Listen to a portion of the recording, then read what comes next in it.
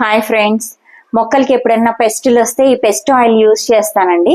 ఇది plant based mineral ఆయిల్తో చేసింది. ఎప్పుడు పెస్ట్ వచ్చినా సరే ఇది 1 లీటర్ ఆఫ్ వాటర్లో 1 స్పూన్ వేస్తాను.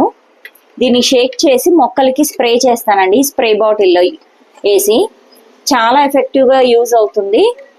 ఇంకా పెస్ట్ అనేది 1 మంత్ వరకు ఉండదు. పెస్ట్ లేకపోయినా 1 మంత్కి ఒకసారి యూజ్ చేసుకుంటే పెస్ట్ అనేది రాకుండా ఉంటుంది.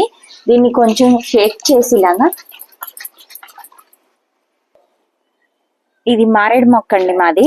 వచ్చి ఇవన్నీ ఆకుల్ని తినేస్తే అవన్నీ ట్రిమ్ చేసేసాము. ఇట్లా పెస్ట్ వస్తుంది బాగా, దీనికి ట్రిమ్ చేసేసి మొత్తం ఇప్పుడిప్పుడే ఆకులు మళ్ళీ వస్తున్నాయి. ఎక్కడ మళ్ళీ పెస్ట్ వస్తుందా అని ఇప్పుడు పెస్ట్ ఆయిల్ స్ప్రే చేస్తున్నాను నేను. కొంచెం స్ప్రే చేస్తే మొత్తం అంతా ఆకులు అడుగు నుంచి స్ప్రే చేస్తే పెస్ట్ రాకుండా ఉంటుంది. ఇట్లా మొత్తం ఆకుకి స్ప్రే చేస్తే పురుగులన్నీ చచ్చిపోతాయి. 15 డేస్కి ఒకసారి స్ప్రే చేస్తే అసలు మనకి పెస్ట్ అనేది ఉండదండి. రకరకాలవి స్ప్రే చేసుకోవచ్చు మనం. ఇదైతే ఇంకా ఈజీగా ఉంటుంది. ఒకసారి ఇది నెక్స్ట్ టైం ఇంకా వేరేవి చూపెడతాను నేను.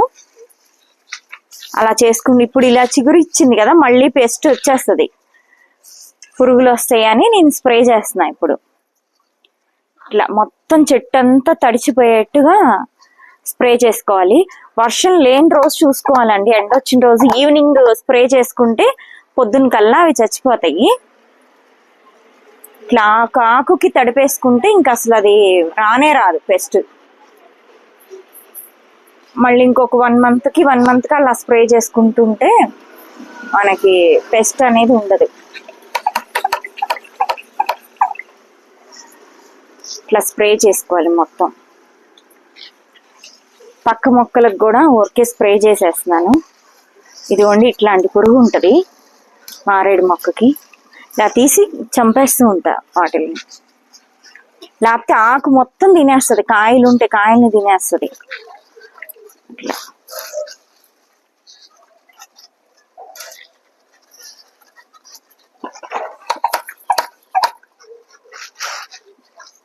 ఇక్కడ కూడా అన్నిటికీ స్ప్రే చేసుకుంటూ ఉంటాను మంత్లీ వన్స్. ఇప్పుడిప్పుడే వస్తున్నాయి కాయలు. దీనికి ప్రతి మొక్కకు ఆకు వెనకాల కూడా స్ప్రే చేసుకోవాలి. మెయిన్ ఆకు వెనకాలే దాక్కుంటాయి, చల్లగా ఉండి అన్ని అక్కడే ఉండిపోతాయి.